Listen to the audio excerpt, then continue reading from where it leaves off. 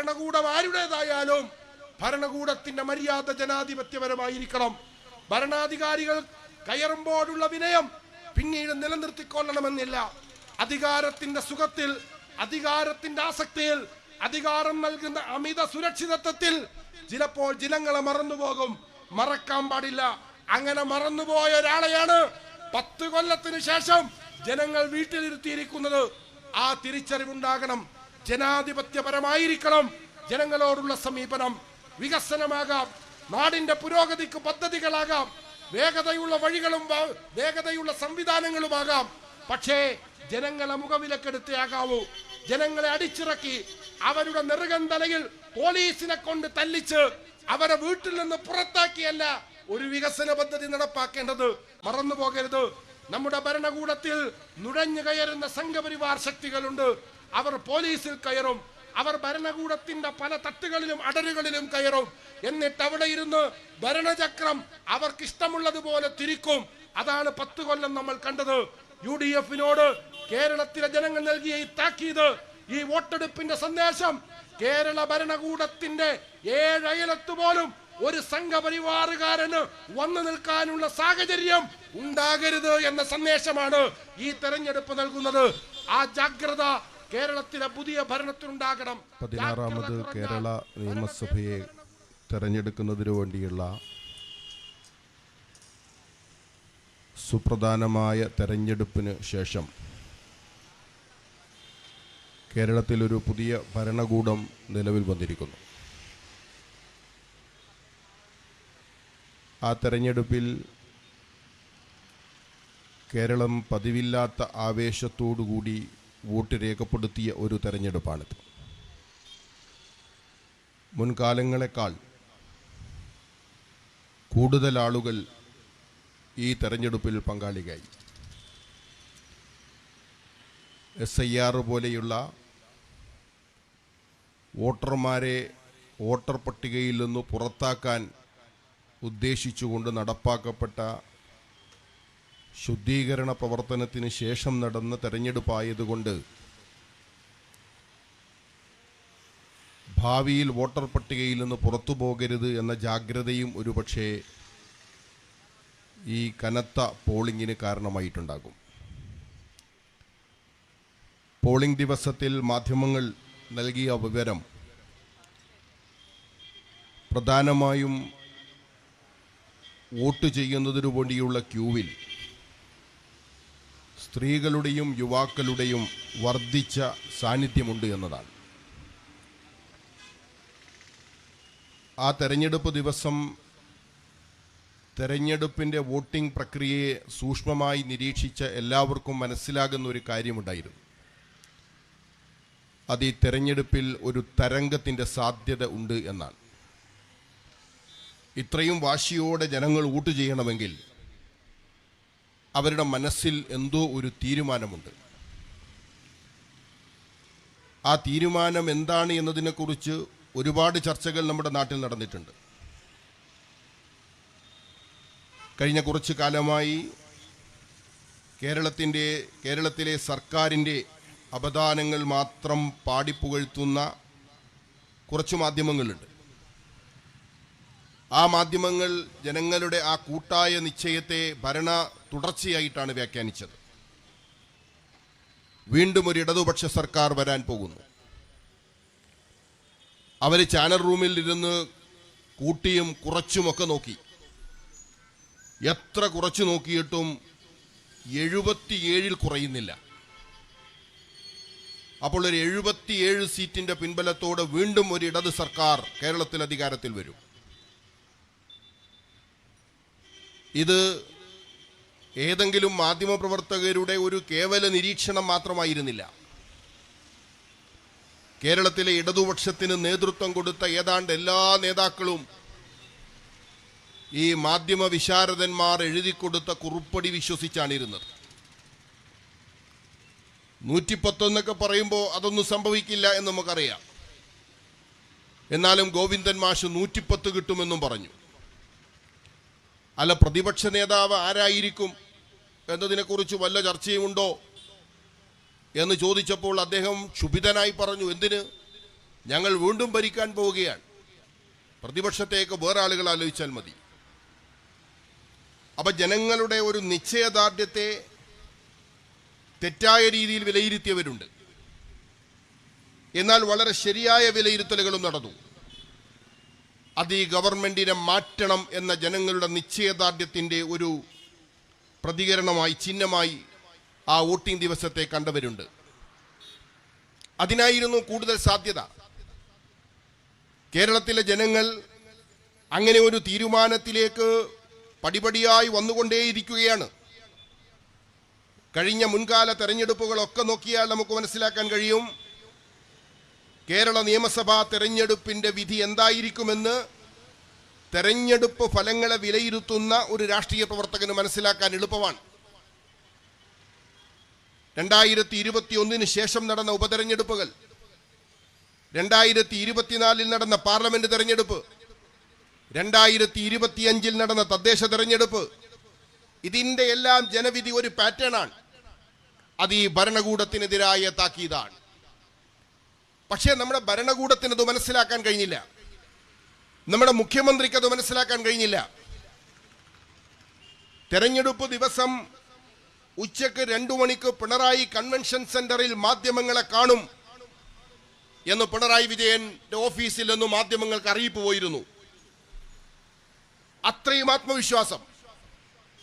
നമുക്കറിയാം, നമ്മൾക്കറിയുന്ന പിണറായി വിജയൻ പരാജയപ്പെട്ടാൽ പിന്നെ മാധ്യമങ്ങളുടെ പരിസരത്ത് പോലും വരുന്ന ആളല്ല. ഇപ്പോഴും വന്നിട്ടില്ല. അദ്ദേഹം ആകെ ഇട്ടത് അദ്ദേഹത്തിന്റെ ഓഫീസിൽ നിന്ന് അദ്ദേഹത്തിന്റെ സാമൂഹ്യ മാധ്യമ വിഭാഗം കൈകാര്യം ചെയ്യുന്നവരുടെ ഒരു ഫേസ്ബുക്ക് പോസ്റ്റാണ്.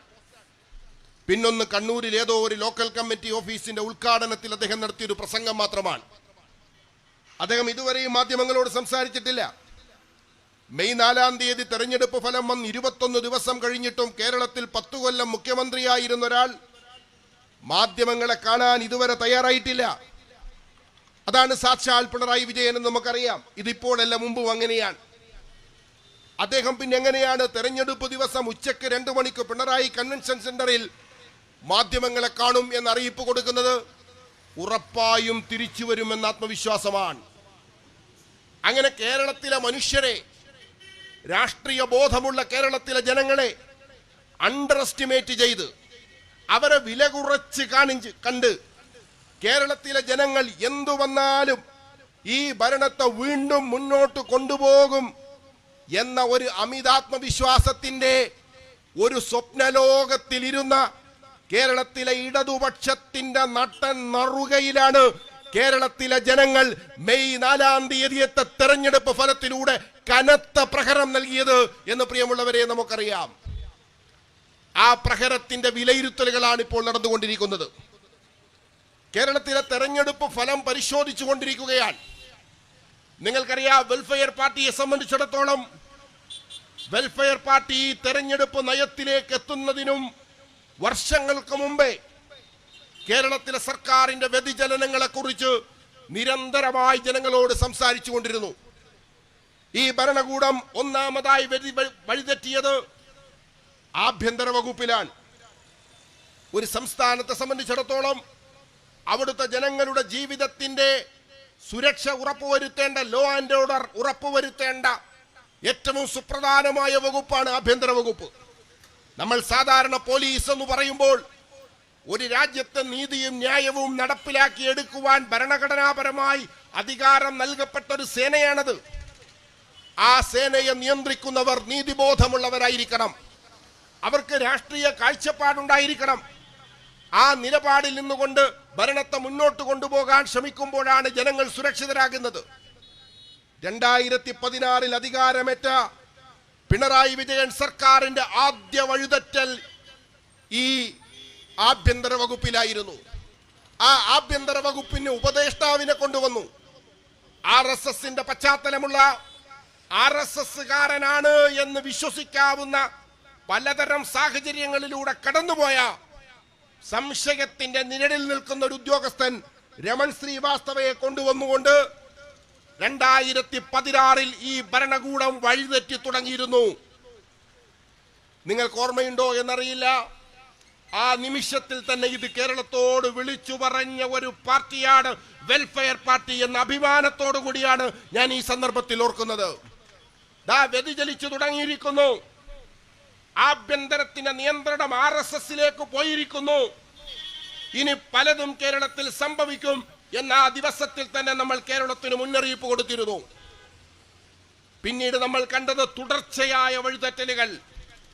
RSSന്റെ താല്പര്യങ്ങൾ മാത്രം നടപ്പിലാക്കുന്ന ഒരു ഏജൻസിയായി കേരളത്തിലെ പോലീസ് മാറി. സഖാക്കൾക്ക് പോലും പോലീസിൽ നിന്ന് നീതി കിട്ടിയില്ല. നമുക്കറിയുന്ന, എപ്പോഴും നമ്മൾ പറഞ്ഞും കേട്ടുമറിയുന്ന ഒരു കാര്യമാണ് അലന്റെയും താഹയുടെയും സംഭവം. 2 DYFIക്കാർ വൈകുന്നേരം രാത്രി നേരം റോട്ടുവക്കിലിരുന്ന് ചായ കുടിക്കാൻ വേണ്ടി വീട്ടിൽ നിന്ന് പോയവരാണ്. അവരെങ്ങനെ വഴിവക്കിൽ നിന്ന് ചായ കുടിച്ച് സൊറ പറഞ്ഞിരിക്കുമ്പോ പോലീസ് അവരെ പിടിച്ചു കൊണ്ടുപോയിട്ട് അവർക്ക് മേൽ ചുമത്തിയത് UAPA എന്ന് പറയുന്ന കിരാതമായ നിയമമാണ്, ഭീകരമായ നിയമമാണ്, ജനാധിപത്യ വിരുദ്ധ നിയമമാണ്. അതിനെക്കുറിച്ച് പോലീസ് ഇങ്ങനെ ഒരു നിലപാട് സ്വീകരിച്ചല്ലോ സഖാവേ. നിങ്ങളുടെ പാർട്ടിയുടെ 2 പ്രവർത്തകരല്ലേ, അവരെ എന്തിനാണ് വഴിവക്കിൽ നിന്ന് പിടിച്ചു കൊണ്ടുപോയി UAPA ചുമത്തിയത് എന്ന് ചോദിച്ചപ്പോൾ അതിന് പിണറായി വിജയൻ നൽകിയ മറുപടി അവര് ചായ കുടിക്കാനല്ല പോയത് എന്നാണ് എനിക്ക് കിട്ടിയ വിവരമെന്നാണ്. ആ 2 ചെറുപ്പക്കാർ ചായയുടെ കൂടെ വേറെന്തോ കൂടി കഴിച്ചിട്ടുണ്ടാകും. അതായിരിക്കും പോലീസ് പിണറായി വിജയന് നൽകിയ ഇന്റലിജൻസ് റിപ്പോർട്ട്. ഇപ്പോൾ അവര് ചായ കുടിക്കാനാണോ പോയതോ ഇല്ലയോ എന്ന തർക്കം അവിടെ നിൽക്കട്ടെ. 2026 ഏപ്രിൽ 9 നടന്ന ജനവിധിയിൽ കേരളത്തിലെ ജനങ്ങൾ അസന്നിഗ്ധമായി പറഞ്ഞിരിക്കുന്നു, സഖാവ് പിണറായി വിജയൻ വീട്ടിലിരുന്ന് ചായ കുടിച്ചാൽ മതി, കേരള സെക്രട്ടേറിയറ്റിൽ ഇരുന്ന് ഭരിക്കേണ്ടതില്ല എന്ന് തീരുമാനിച്ച ജനവിധിയാണിത്. അങ്ങനെ ഒരുപാട് സംഭവങ്ങൾ ആ ഓരോ ഘട്ടങ്ങളിലും ഞങ്ങൾ പറഞ്ഞിട്ടുണ്ട്. ഈ ഭരണകൂടം ജനാധിപത്യ വിരുദ്ധമായി സഞ്ചരിച്ചു കൊണ്ടിരിക്കുകയാണ്. ജനകീയ സമര പ്രവർത്തകർ അവർ ഈ കേരളത്തിൽ ജനങ്ങളുടെ വികാരങ്ങളെ ഒപ്പിയെടുത്ത് ജനങ്ങൾക്ക് മുന്നിൽ നിന്ന് സംസാരിക്കുന്നവരാണ്. കേസും വഴക്കും കോടതികളും കോടതി വരാന്തകളിലുമായി ജീവിതം മുഴുവൻ നീക്കിവെക്കേണ്ടി വന്നിട്ടും സാധാരണക്കാരായ ജനങ്ങളുടെ കൂടെ നിന്ന് പൊരുതുന്നവരാണ് കേരളത്തിലെ ജനകീയ സമര പ്രവർത്തകർ. അത്തരത്തിലുള്ള അനവധി സമര പോരാട്ടങ്ങളിൽ കഴിഞ്ഞ 1.5 പതിറ്റാണ്ട് കാലമായി അനിശ്ചയദാർഢ്യത്തോടുകൂടി പൊരുതുന്നൊരു പാർട്ടിയുടെ പേര് കൂടിയാണ് വെൽഫെയർ പാർട്ടി ഓഫ് ഇന്ത്യ എന്ന് നിങ്ങൾ മനസ്സിലാക്കണം. അത്തരം സമരമുഖങ്ങളിലെല്ലാം ഈ സർക്കാർ നിഷേധാത്മകമായ സമീപനം സ്വീകരിച്ചു. ഇപ്പോൾ ഈ പുതിയ ഗവൺമെന്റ് വന്നല്ലോ. ആ ഗവൺമെന്റിന്റെ 2ാമത്തെ ക്യാബിനറ്റ് മീറ്റിംഗിൽ മന്ത്രിസഭാ യോഗത്തിൽ ഒരു തീരുമാനമെടുത്തു. എന്താണ് തീരുമാനം? കേരളത്തിൽ കേരളിന്റെ ഭാഗമായി സ്ഥാപിച്ച ആ മഞ്ഞക്കുറ്റി എടുത്തു മാറ്റാൻ ഉത്തരവിട്ടിരിക്കുന്നു. എന്തൊരു ധാർഷ്ട്യമായിരുന്നു, എന്തൊരു അഹങ്കാരമായിരുന്നു.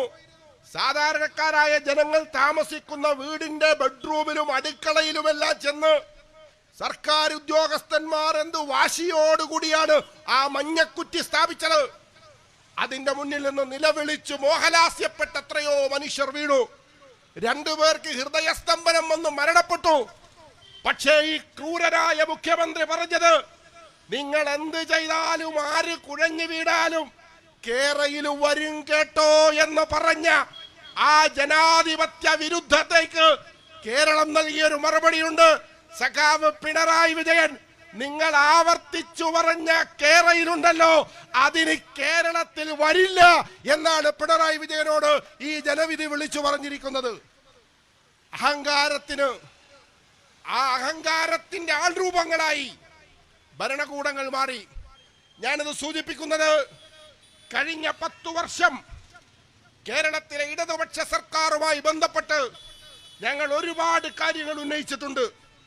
ആ കാര്യങ്ങളെല്ലാം ഈ കേരളത്തിന്റെ രാഷ്ട്രീയ ചരിത്രത്തിൽ രേഖപ്പെടുത്തപ്പെട്ടതാണ്.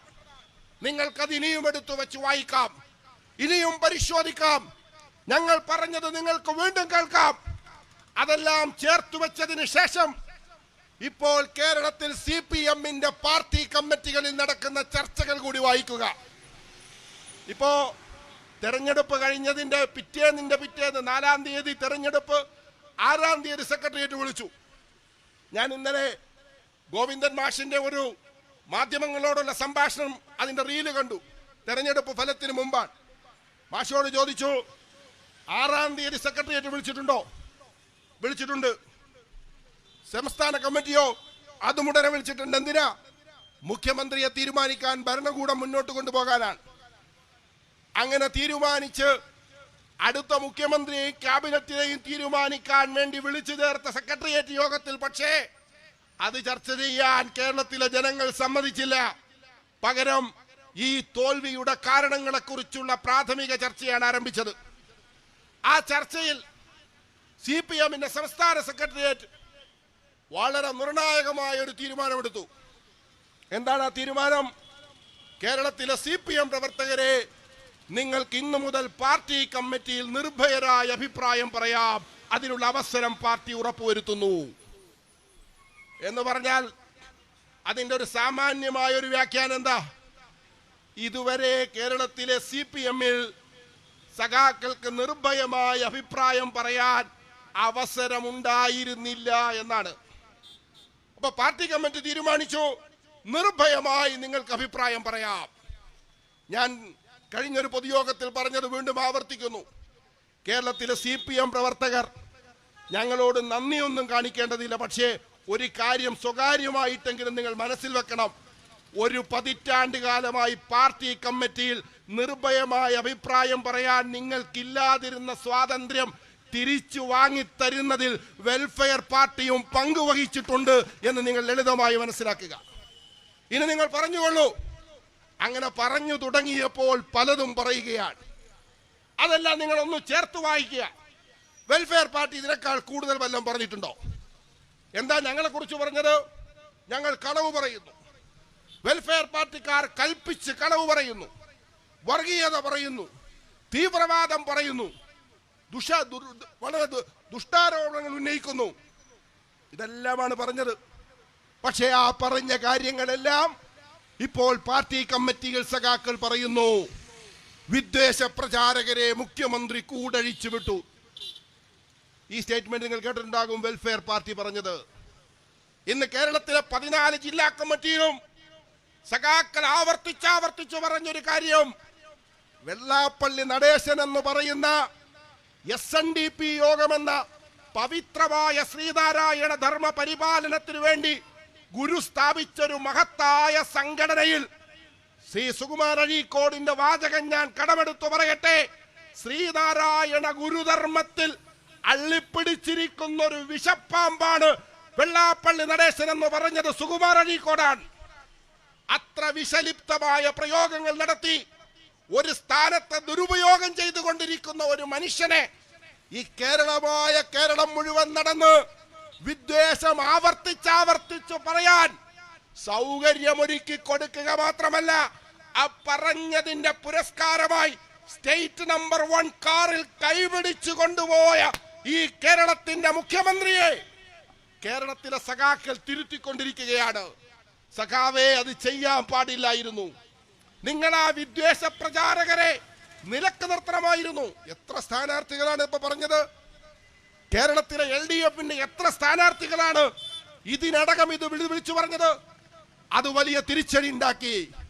അദ്ദേഹം നടത്തിയത് മുസ്ലിം ലീഗിനെതിരായ വിമർശനമായിരുന്നു എന്നാണ് പിണറായി വിജയൻ നൽകിയ വ്യാഖ്യാനം. അതൊരു സമുദായത്തെയാണ്, ഒരു പ്രദേശത്തെയാണ്, മലബാറിനെയാണ്, മലപ്പുറത്തെയാണ് എന്ന സാമാന്യ പത്രവായന മാത്രമുള്ള ഒരു മനുഷ്യന് ലളിതമായി മനസ്സിലാക്കാൻ കഴിയുന്ന ഒരു കാര്യം കേരളത്തിന്റെ മുഖ്യമന്ത്രി പറഞ്ഞത് അത് മുസ്ലിം ലീഗിനെയല്ലേ പറഞ്ഞത്, അത് പിന്നെ ഞാനെന്ത് പറയാൻ എന്നാണ്. എന്നാൽ കേരളത്തിലെ ജനങ്ങൾക്ക് തെറ്റിയിട്ടില്ല. പിണറായി വിജയന്റെ രാഷ്ട്രീയ ബോധത്തിന് തിമിരം ബാധിച്ചാൽ ആ തിമിരം കേരളത്തിലെ മുഴുവൻ ജനങ്ങളെയും കൂട്ടായി ബാധിക്കുമെന്ന് നിങ്ങളുടെ തെറ്റായ ധാരണയുണ്ടല്ലോ. ആ ധാരണയാണ് ഈ ജനവിധി കേരളത്തിൽ തിരുത്തി എഴുതിയത് എന്ന് നിങ്ങൾ മനസ്സിലാക്കണം. അങ്ങനെ ഒരു ഭാഗത്ത് അത് പറയുന്നു. പിന്നീട് സഖാക്കൾ പറയുന്നു, അമിത അത്യഭീകരമായ ധാർഷ്ട്യം. സാധാരണക്കാരായ ജനങ്ങൾക്ക് സെക്രട്ടേറിയറ്റിന്റെ പരിസരത്ത് പോലും വരാൻ അവസരമില്ല. നിവേദനം കൊടുത്താൽ സ്വീകരിക്കില്ല. വേദിയിൽ വെച്ച് നിവേദനം കൊടുക്കുന്നവരെ തള്ളിമാറ്റുന്നു. അതേസമയം കോർപ്പറേറ്റുകളെ കാണാൻ അങ്ങ് അമേരിക്കയിൽ പോയി തെരുവിൽ കസേരയിട്ടിരിക്കുന്നു. കേരളത്തിലെ ജനങ്ങളുടെ ഒരു പരിദേവനം കേൾക്കാൻ ഭരണാധികാരിക്കും മന്ത്രിമാർക്കും സൗകര്യമില്ല. പിന്നീട് അവർ കൂട്ടത്തോടുകൂടി ഒരു ആനവണ്ടിയിൽ ഇറങ്ങി വളരെ പഞ്ചനക്ഷത്ര സൗകര്യമുള്ള ഒരു വാഹനത്തിൽ കേരളത്തിലെ മഹാരാജാക്കന്മാർ ജനങ്ങളെ കാണാൻ വരുന്നത് പോലെ നവകേരള സദസ് യാത്ര എന്ന് പറഞ്ഞൊരു ജാഥ നടത്തി. അതിന്റെ ഭാഗമായി നടത്തിയ രക്ഷാപ്രവർത്തനങ്ങളും നമ്മൾ കണ്ടു. അല്ലാതെ ജനാധിപത്യത്തിന്റെ ഭാഷയിൽ രീതിയിൽ കേരളത്തിലെ ജനങ്ങളെ അഭിമുഖീകരിക്കാൻ ഈ സർക്കാർ സന്നദ്ധമായില്ല എന്ന് സഖാക്കൾ വിളിച്ചു പറയുകയാണ്. ഞങ്ങളാരും ചെന്നാൽ തിരിഞ്ഞു നോക്കില്ല. പാർട്ടി സഖാക്കൾക്ക് പോലും മന്ത്രി ഓഫീസുകളിൽ പ്രവേശനമില്ല. ഞങ്ങൾ പറയുന്നത് മന്ത്രിമാർ കേൾക്കില്ല. മുഖ്യമന്ത്രിയെ ദൂരെ നിന്നേ കാണാൻ കഴിയൂ. അങ്ങനെ ഒരു പാട്ടുണ്ടായി. ഇടക്ക് ഗോവിന്ദൻ മാഷ് പറഞ്ഞു, സൂര്യനാണ്, അതുകൊണ്ട് അടുത്തെങ്ങും ആരും പോകരുത്. മുഖ്യമന്ത്രിയെ കുറിച്ച് പറഞ്ഞതാണ്. ഒരു കമ്മ്യൂണിസ്റ്റ് നേതാവ് എവിടെ എത്തും എന്ന് നിങ്ങൾ ആലോചിച്ച് നോക്കൂ. അപ്പൊ ആ ആവേശത്തിലാണ് പാറശാല ഏരിയ കമ്മിറ്റി പാർട്ടി സമ്മേളനത്തിന്റെ മുന്നോടിയായി ഒരു തിരുവാതിര സംഘടിപ്പിച്ചത്. ഈ ലോകമെങ്ങും തിളങ്ങി വിളങ്ങി നിൽക്കുന്നത്, ഈ പാർട്ടി ഇങ്ങനെ തിളങ്ങി നിൽക്കുന്നതിന്റെ കാരണഭൂതൻ പിണറായി വിജയൻ എന്ന് പറയുന്ന തിരുവാതിര പാറശാലയിലാണ് നടത്തിയത്. നിങ്ങൾ ശ്രദ്ധിച്ചിട്ടുണ്ടോ എന്നറിയില്ല. 3 ദിവസങ്ങൾക്ക് മുമ്പ് ആ തിരുവാതിരക്ക് നേതൃത്വം കൊടുത്ത പാറശാല ഏരിയ സെക്രട്ടറി ഏരിയ കമ്മിറ്റിയിൽ സംസ്ഥാന കമ്മിറ്റി അംഗത്തിന്റെ സാന്നിധ്യത്തിൽ നടന്ന ഏരിയ കമ്മിറ്റിയിൽ അദ്ദേഹം വിളിച്ചു പറഞ്ഞിരിക്കുന്നു, പിണറായി വിജയൻ പ്രതിപക്ഷ നേതൃസ്ഥാനം ഒഴിയണം. ഇതൊരു തിരിച്ചറിവാണ്. അദ്ദേഹം പറഞ്ഞതിനൊരു പൊളിറ്റിക്കൽ മൊറാലിറ്റി ഉണ്ട്. എന്താണ് രാഷ്ട്രീയ ധാർമ്മികത? അദ്ദേഹം പറഞ്ഞത്, കേരളത്തിലെ ജനങ്ങളുടെ നികുതിപ്പണം ഉപയോഗിച്ചുകൊണ്ടുള്ള ഒരു സ്ഥാനത്ത് പിണറായി വിജയൻ ഇരിക്കാൻ പാടില്ല എന്നാണ് ഈ ജനവിധിയുടെ താക്കീത്. അങ്ങനെയുള്ള താക്കീത് ഉണ്ടായിരിക്കെ ജനങ്ങളുടെ നികുതിപ്പണം ഉപയോഗിച്ചുകൊണ്ട് ഔദ്യോഗിക കർത്തവ്യം നിർവഹിക്കേണ്ടുന്ന പ്രതിപക്ഷ നേതൃസ്ഥാനത്ത് എങ്ങനെയാണ് സഖാവിനെ ഇരുത്തുക? അതുകൊണ്ട് അദ്ദേഹം രാജിവെക്കണം. അപ്പൊ തിരുവാതിര ചൊല്ലിയ ആളുകൾക്ക് ഇപ്പോൾ കാര്യം മനസ്സിലായിരിക്കുന്നു. ഈ ലോകമാകെ തിളങ്ങി നിൽക്കുന്നതിന്റെ കാരണഭൂതൻ ഈ അദ്ദേഹമൊന്നുമല്ല. ഈ നാടിങ്ങനെ നിലനിൽക്കുന്നതിന്റെ കാരണം ഈ നാട്ടിലെ സാധാരണക്കാരായ മനുഷ്യരാണ് എന്ന തിരിച്ചറിവുണ്ടായിരിക്കുന്നു. അങ്ങനെ തുടങ്ങിയ നിരവധി വിമർശനങ്ങൾ. സെക്രട്ടറി മാറണം, പ്രതിപക്ഷ നേതൃസ്ഥാനം ഒഴിയണം. ഗോവിന്ദൻ മാഷ് എന്തെല്ലാം തരം നുണകളാണ് പറഞ്ഞത്. അതൊരു ഭാഗത്ത് നടക്കുമ്പോൾ പാർട്ടിയുടെ ചില നേതാക്കന്മാർക്ക് ഈ അസൈൻമെന്റ് എന്താണ്? തീവ്രമായ പ്രചാരണം, ഹിന്ദുത്വയെ തോൽപ്പിക്കും വിധത്തിലുള്ള പ്രചാരണം. ആ പ്രചാരണത്തിന്റെ ഉത്തരവാദിത്തം 2 പേർക്കാണ് പ്രത്യേകിച്ച് CPM കൊടുത്തത്. ഒന്ന് വെറ്ററൻ ലീഡർ AK ബാലൻ, രണ്ടാമത്തേത് polit bureau member A Vijayaraghavan. ഈ 2 സഖാക്കളുടെ ജോലി രാവിലെ എഴുന്നേൽക്കുക, എന്നിട്ട് BJPയെ തോൽപ്പിക്കുന്ന വിധത്തിൽ പ്രചാരണം നടത്തുക. നിങ്ങൾ ഈ തെരഞ്ഞെടുപ്പ് പ്രചാരണ സമയത്ത് ശ്രദ്ധിച്ചിട്ടുണ്ടോ എന്നറിയില്ല. K സുരേന്ദ്രന്റെ നാവ് നിശ്ചലമായിരുന്നു. രാജീവ് ചന്ദ്രശേഖരന് വിജയിക്കാൻ പറ്റിയില്ല. ശോഭ സുരേന്ദ്രൻ പരാജയപ്പെട്ടു. കാരണം എന്താ? ഇവരൊന്നും AK ബാലന്റെയും വിജയരാഘവന്റെ 7 അയലത്ത് പോലെ എത്തുന്നില്ല. അവർ കലക്കി കുടിച്ച സംഘപരിവാറിന്റെ മുഴുവൻ വിഷവും ഉപയോഗിച്ച് പരമാവധി നോക്കിയിട്ടും ബാലൻ സഖാവിന്റെ 1 ഡോസിന്റെ അടുത്ത് പോലും എത്തുന്നില്ല. അപ്പോഴാണ് സഖാവ് പറഞ്ഞത്, കേരളീയരെ, ഒരു മഹാ അപകടം സംഭവിക്കാൻ പോകുന്നു. എന്താണ് അപകടം? UDF അധികാരത്തിൽ വരും. അങ്ങനെങ്ങാനും UDF അധികാരത്തിൽ വന്നാൽ ആഭ്യന്തരം ഭരിക്കാൻ പോകുന്നത് ജമാഅത്തെ ഇസ്ലാമിയാണ്. നിങ്ങളിത് കേട്ടിട്ടുണ്ടാകും. ഇത് BJPയിലെ ടൂളാണ്, ഇത് RSSന്റെ ടൂളാണ്. ഗുജറാത്ത് നിയമസഭാ തെരഞ്ഞെടുപ്പ് നടക്കുമ്പോൾ കോൺഗ്രസ് അവിടെ ഒരു ഫൈറ്റിംഗ് മൂഡിലെത്തിയ ഒരു തെരഞ്ഞെടുപ്പ് ഉണ്ടായിരുന്നു. ആ സന്ദർഭത്തിൽ നരേന്ദ്രമോദി ഒരു പ്രസ്താവന നടത്തുന്നു. ഗുജറാത്തിലെ പ്രിയപ്പെട്ട ജനങ്ങളെ, ഈ തെരഞ്ഞെടുപ്പിൽ കോൺഗ്രസ് ഗുജറാത്തിൽ അധികാരത്തിൽ വന്നാൽ അവർ മുഖ്യമന്ത്രിയാക്കാൻ പോകുന്നത് അഹമ്മദ് പട്ടേലിനെയാണ്. അഹമ്മദ് പട്ടേൽ മുഖ്യമന്ത്രിയായി കോൺഗ്രസ് അധികാരത്തിൽ വന്നാൽ പിന്നീട് ഗുജറാത്തിനെ നിയന്ത്രിക്കുന്നത് പാകിസ്ഥാനായിരിക്കും. ഇതായിരുന്നു അന്ന് മോദി എടുത്ത കാർഡ്. ആ കാർഡ് ബാലൻ സഖാവിന് വീണ് കിട്ടിയതാണോ, മോഷ്ടിച്ചതാണോ, അതോ ഇനി നരേന്ദ്രമോദി അദ്ദേഹത്തിന്റെ ശിഷ്യപട്ടം നൽകി ബാലൻ സഖാവിന് നൽകിയതാണോ എന്നൊന്നും എനിക്കറിയില്ല. എന്തായാലും സഖാവതങ്ങെടുത്ത് വീശി. ആഭ്യന്തരം ഭരിക്കാൻ പോകുന്നത് ജമാഅത്തെ ഇസ്ലാമി. സഖാവ് വിചാരിച്ചെന്താ, ഇത് കേൾക്കുമ്പോ കേരളത്തിലെ ജനങ്ങളെല്ലാം പേടിക്കും. അയ്യോ, അങ്ങനെയാണെങ്കിൽ വേണ്ട, ആഭ്യന്തരമൊന്നും ജമാഅത്തെ ഇസ്ലാമിക്ക് കൊടുക്കാൻ ഞങ്ങൾ സമ്മതിക്കൂല. അതുകൊണ്ട് പിണറായി വിജയന്റെ കയ്യിൽ തന്നെ ആഭ്യന്തരം ഇരുന്നാൽ മതി എന്ന് കേരളത്തിലെ ജനങ്ങളെ തീരുമാനിപ്പിക്കുന്നതിനു വേണ്ടി കേരളത്തിലെ വോട്ടർമാരുടെ രാഷ്ട്രീയ പ്രബുദ്ധതയെ പരിഹസിച്ചുകൊണ്ട് നടത്തിയ സ്റ്റേറ്റ്മെന്റാണ്. ആ സ്റ്റേറ്റ്മെന്റ് നടത്തിയ AK ബാലനും വിജയരാഘവനും അടക്കമുള്ള നേതാക്കന്മാരോട് കേരളത്തിലെ സാധാരണക്കാരായ വോട്ടർമാർ നൽകിയ ഒരു മറുപടിയുണ്ട്. നിങ്ങളുണ്ടാക്കിയ ആഭ്യന്തരത്തിന്റെ പേടിപ്പിക്കലുകളും അതിന് നിങ്ങൾ നാട്ടക്കുറികളായി നിർത്തിയ സംഘടനകളും അതിന്റെ പ്രവർത്തകരും എല്ലാം അണിനിരക്കുന്ന ഈ കേരളത്തിൽ നിങ്ങളുടെ നുണപ്രചാരണങ്ങളെ തരിമ്പും മുഖവിലക്കെടുക്കാൻ ഞങ്ങൾ സന്നദ്ധമല്ല എന്ന ജനവിധിയാണ് ഈ തെരഞ്ഞെടുപ്പിൽ ജനങ്ങൾ നൽകിയത്. ആഭ്യന്തരം ഒരു ഭരിക്കുന്ന അങ്ങ് ഭരിച്ചോട്ടെ. ബാലൻ സഖാവിനേക്കാൾ, ബാലൻ സഖാവിന്റെ ഈ ഗീർവാണത്തെക്കാൾ കേരളത്തിലെ ജനങ്ങൾ മുഖവിലക്കെടുക്കുന്ന മറ്റ് കാര്യങ്ങളുണ്ട് എന്ന് ഈ തെരഞ്ഞെടുപ്പ് ഫലം നമ്മെ പഠിപ്പിക്കുകയാണ്. അങ്ങനെ അണികളെ തീവ്രമായ ഹിന്ദുത്വ ലൈനിലേക്ക് കൊണ്ടുപോകുന്ന പ്രചാരണങ്ങൾ നടത്തി. ഇപ്പോൾ അത് സഖാക്കൾ വിളിച്ചു പറയുന്നു. അത്തരം നേതാക്കൾ നടത്തിയ പ്രസ്താവനകളെല്ലാം നമുക്ക് വലിയ വിനയായി തീർന്നു. അതെല്ലാം ജനങ്ങൾ മാറി ചിന്തിക്കുന്നതിന് കാരണമായി തീർന്നു. ജനങ്ങൾ അതിന് അപകടം മനസ്സിലാക്കി. ഇങ്ങനെയല്ലല്ലോ കേരളം. ഈ കേരളത്തിലെ ജനങ്ങൾ സംഘപരിവാറിനെ പ്രതിരോധിച്ച് എത്ര വർഷമായി. ഇന്ത്യയിലെ മറ്റെല്ലാ സംസ്ഥാനങ്ങളിലും സംഘപരിവാർ വിദ്വേഷ പ്രചാരണങ്ങൾ അഴിച്ചുവിട്ട് അവിടങ്ങളിൽ ഭരണത്തിലെത്തി വളരെ വിനാശകരമായ ഭരണം നടത്തിക്കൊണ്ടിരിക്കുമ്പോഴും കേരളത്തിൽ സംഘപരിവാർ എത്രയോ ശ്രമിച്ചിട്ടും അവർക്ക് കേരളത്തിലെ ഭരണത്തിലെത്താൻ കഴിഞ്ഞിട്ടില്ല.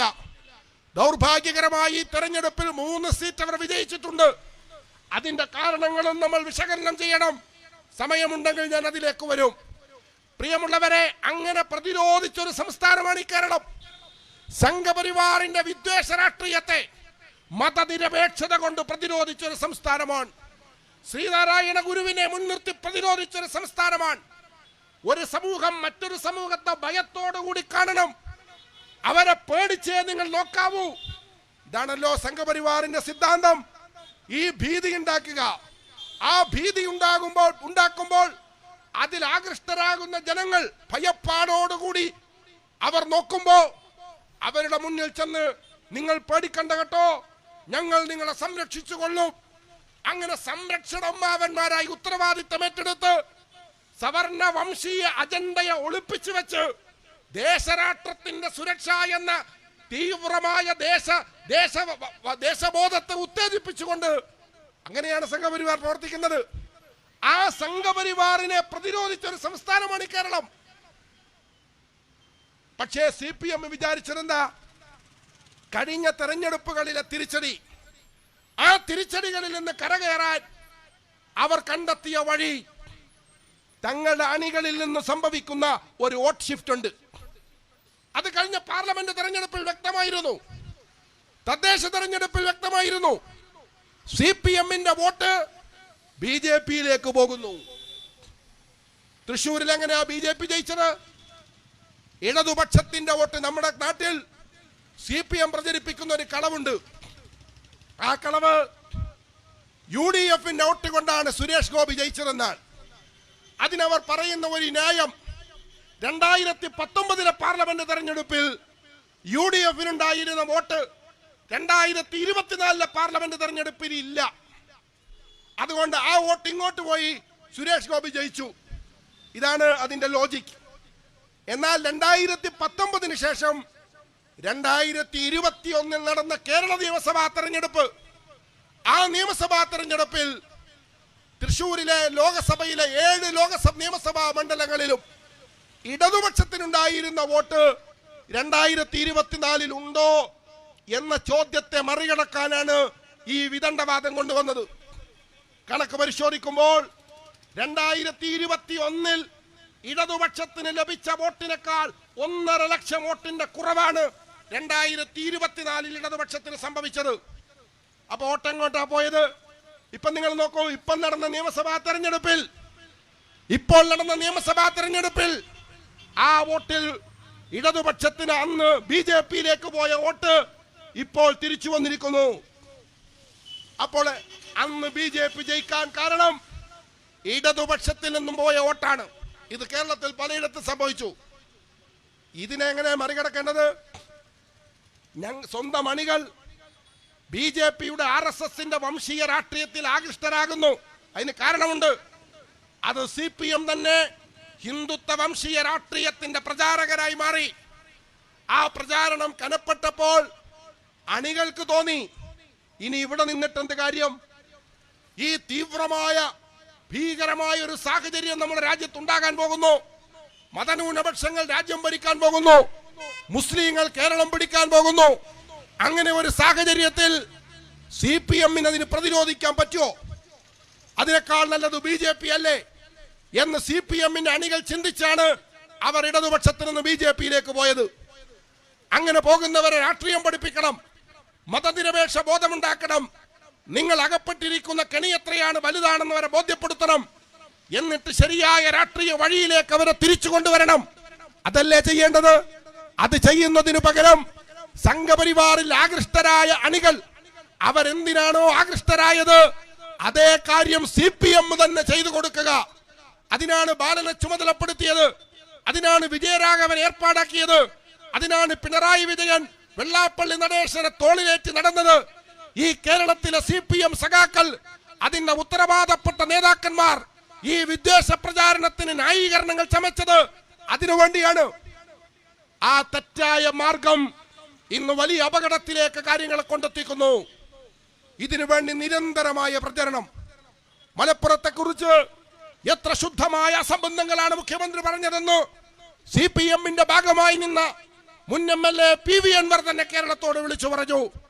ഡൽഹിയിൽ പോയി ദേശീയ മാധ്യമങ്ങൾക്ക് പ്രത്യേക അഭിമുഖം അനുവദിച്ച് ആ അഭിമുഖത്തിൽ മുഖ്യമന്ത്രി പറഞ്ഞു, മലപ്പുറം ജില്ലയിലേക്ക് വിദേശത്ത് നിന്ന് കള്ളപ്പണം വരുന്നു, കള്ളക്കടത്ത് നടക്കുന്നു, സ്വർണം കൊണ്ടുവരുന്നു, മയക്കുമരുന്ന് കൊണ്ടുവരുന്നു. ആ സ്വർണവും മയക്കുമരുന്നും ഉപയോഗിച്ച് രാജ്യവിരുദ്ധ പ്രവർത്തനം. നിങ്ങൾ വാചകം ശ്രദ്ധിക്കണം. ഇതാരുടെ വാക്കാണ്? സാർവദേശീയത എന്ന് പറയുന്ന ഒരു വേൾഡ് യൂണിവേഴ്സിറ്റിയെ കുറിച്ചുള്ള അതൊരു സങ്കല്പം കൊണ്ട് നടക്കുന്ന കമ്മ്യൂണിസ്റ്റുകാരന്റെ നാവിൽ നിന്നാണ് ഈ ദേശവിരുദ്ധത എന്ന വാചകം വരുന്നത്. അത് BJP ഫിറ്റ് ചെയ്തതാണ്, BJP ഉൽപ്പാദിപ്പിച്ചതാണ്. തങ്ങളെ വിമർശിക്കുന്നവരെ, തങ്ങളെ എതിർക്കുന്നവരെ, രാഷ്ട്രീയമായി മറുവശത്ത് നിൽക്കുന്നവരെ അവരെ ചാപ്പകുത്താൻ RSS ഉണ്ടാക്കിയ ഒരു വാചകമാണ് ദേശവിരുദ്ധർ എന്ന് പറയുന്നത്. ആ ദേശവിരുദ്ധ പ്രയോഗം പിണറായി വിജയനിൽ നമ്മൾ കാണുകയാണ്. അദ്ദേഹം അത് പറയുന്നു, മലപ്പുറത്ത് ദേശവിരുദ്ധ പ്രവർത്തനം നടക്കുന്നു. ഇങ്ങനെ അഴിച്ചുവിട്ട നുണപ്രചാരണങ്ങൾ, സംഘപരിവാറിനെ തോൽപ്പിക്കുന്ന വിദ്വേഷ പ്രചാരണങ്ങൾ, മുസ്ലിം വിരുദ്ധ പ്രചാരണങ്ങൾ. മറുഭാഗത്ത് ഈ രാജ്യത്തെ സാധാരണക്കാരായ ജനങ്ങൾ, ആദിവാസികൾ, ദളിതർ, അവരുടെ അവകാശ പ്രശ്നങ്ങൾ. ഇവിടെ ബഹുമാന്യനായ ഉദ്ഘാടകൻ അത് സൂചിപ്പിച്ചിട്ടുണ്ട്. ഒട്ടനവധി അവകാശ പ്രശ്നങ്ങളിൽ നിഷേധാത്മകമായ നിലപാട് സ്വീകരിച്ചു. മോശമായ പ്രയോഗങ്ങൾ കൊണ്ട് അവരെ അടിച്ചമർത്താൻ ശ്രമിച്ചു. ജനങ്ങൾ പ്രതിഷേധിക്കുമ്പോഴെല്ലാം അവരെ വികസന വിരോധികൾ എന്ന മുദ്രകുത്തി അവരെ അപമാനിക്കാൻ ശ്രമിക്കുന്നു. തീവ്രവാദികൾ ഒഴിച്ചു കടക്കുന്നു. ജനകീയ സമര പ്രവർത്തകർ ആ ജനകീയ സമരങ്ങളുമായി മുന്നോട്ട് പോകുമ്പോൾ അവരെ കുറിച്ച് മുഖ്യമന്ത്രി പറഞ്ഞത് ഇവിടെ വികസന വിരോധികൾ. സുപ്രീം കോടതിയുടെ ചീഫ് ജസ്റ്റിസ് 2 ആഴ്ച മുമ്പ് അദ്ദേഹം ഒരു കാര്യം പറഞ്ഞു. ഇന്ത്യയിലെ ചെറുപ്പക്കാർ പാറ്റകളാണ്, പണിയും കൂലിയും ഒന്നുമില്ലാതെ രാജ്യത്തെല്ലായിടത്തും നടന്ന് സമരം ചെയ്യുക, വിവരാവകാശ അപേക്ഷ കൊടുക്കുക, കേസ് കൊടുക്കുക, അങ്ങനെ നാട്ടിൽ കുഴപ്പങ്ങൾ ഉണ്ടാക്കുന്ന പരാന്നഭോജികളായ പാറ്റകൾ എന്നാണ് കേരളത്തിലെ ഇന്ത്യയുടെ സുപ്രീം കോടതിയുടെ ചീഫ് ജസ്റ്റിസ് ചെറുപ്പക്കാരെ വിളിച്ച് അദ്ദേഹം പറഞ്ഞു, ഞാൻ അത്ര ഉദ്ദേശിച്ചിട്ടില്ല, ചെറുപ്പക്കാരെ കുറിച്ചല്ല പറഞ്ഞത്, വ്യാജ സർട്ടിഫിക്കറ്റുമായി നടക്കുന്ന ആളെ കുറിച്ചാണ്. അങ്ങനെയൊക്കെ ചമൽക്കാര ഭാഷയിൽ ഇത് പറയുന്നത് ഏതർത്ഥത്തിലാണെന്നൊക്കെ മനസ്സിലാക്കാനുള്ള രാഷ്ട്രീയ ബോധം ഈ നാട്ടിലെ ജനങ്ങൾക്കുള്ളത് കൊണ്ടാണ് ഏതോ ഒരു ചെറുപ്പക്കാരൻ വെർച്വൽ വേർഡിൽ വന്ന് എന്നാൽ ഞങ്ങളങ്ങ് പാറ്റകളാണ് എന്ന് പറഞ്ഞപ്പോ BJPയെയും തോൽപ്പിക്കുന്ന വിധത്തിൽ ഫോളോവേഴ്സ് അവരുടെ സാമൂഹ്യ മാധ്യമ അക്കൗണ്ടുകളിലേക്ക് തിക്കിത്തിരക്കി വന്നു കയറുന്നതിന്റെ കാരണം ഈ വലിയ മാന്മാരുടെ സംഭാഷണത്തിന്റെ ഉള്ളടക്കം മനസ്സിലാക്കാനുള്ള രാഷ്ട്രീയ ബോധം ഈ നാട്ടിലെ ജനങ്ങൾ ആർജിച്ചു കൊണ്ടിരിക്കുന്നു എന്ന ഒരു ശുഭസൂചനയായിട്ടാണ് ഞാൻ മനസ്സിലാക്കുന്നത്. സമാനമാണ് പിണറായിയുടെയും പ്രയോഗം. വികസന വിരോധികൾ, നാട്ടിലൊന്നും നടത്താൻ സമ്മതിക്കാത്തവർ, ഇവിടെ എല്ലാം നടക്കും, തീരുമാനിച്ചതുപോലെ എല്ലാം നടക്കും എന്ന ഒരു ഏകാധിപതിയുടെ ഭാഷയിൽ ജനകീയ സമരങ്ങളെ അടിച്ചമർത്തി. എവിടെയെല്ലാം നിങ്ങൾ കണ്ടു, ആശാ സമരക്കാർ അവര് കേരള സെക്രട്ടേറിയറ്റിന് മുന്നിൽ എത്ര ദിവസമാണ് സമരം ചെയ്തത്. അവർ ചെയ്തുകൊണ്ടിരിക്കുന്ന സേവനത്തിന് വലിപ്പം നമുക്കറിയാം. അപ്പോൾ മാന്യമായ ഒരു വേതനം അവർ ആവശ്യപ്പെടുന്നത് തീർച്ചയായും അർഹതയുണ്ട്. അങ്ങനെ ഒരു സമരം ചെയ്യുമ്പോൾ ഒരു ഗവൺമെന്റിന് അവരെ വിളിക്കാം, എന്നിട്ട് അവരോട് ചോദിക്കാം, നിങ്ങളുടെ ആവശ്യം എന്താണ്? നിങ്ങളുടെ ആവശ്യം ഇത്ര വലുതാണ്, അത്രയും ചെയ്യാൻ സർക്കാരിന് കഴിയില്ല, എന്നാൽ മാന്യമായ ഒരു സെറ്റിൽമെന്റ് നമുക്കുണ്ടാക്കാം. നിങ്ങളുടെ പ്രയാസത്തിൽ ഞങ്ങൾ ദുഃഖിക്കുന്നു, അതുകൊണ്ട് നിങ്ങൾക്ക് ഇത്ര തരാം, സമരം അവസാനിപ്പിച്ച് സന്തോഷത്തോടു കൂടി പോകണം. ഒരു മുഖ്യമന്ത്രിക്ക് സംസാരിച്ചുകൂടെ? അദ്ദേഹത്തെ കൂടി തെരഞ്ഞെടുത്ത ജനങ്ങളല്ലേ, അവരല്ലേ അവിടെ വന്ന് മുടിമുറിച്ച് പ്രതിഷേധിച്ചത്, പട്ടിണിക്കഞ്ഞി വെച്ച് സമരം ചെയ്തത്, കേരളത്തിലെ ജനങ്ങളുടെ മുന്നിൽ നിലവിളിച്ച് മാറത്ത് അടിച്ച് നിലവിളിച്ചത്. പക്ഷേ ഈ മുഖ്യമന്ത്രി തിരിഞ്ഞു നോക്കിയില്ല. എന്ന് മാത്രമല്ല, സെക്രട്ടേറിയറ്റിന് കനത്ത സുരക്ഷ ഒരുക്കി. നോർത്ത് ഗേറ്റ് എന്ന് പറയുന്ന ഒരു ഗേറ്റ് ഉണ്ട്, നിങ്ങൾ പോയിട്ടുണ്ടാകും സെക്രട്ടേറിയറ്റിൽ.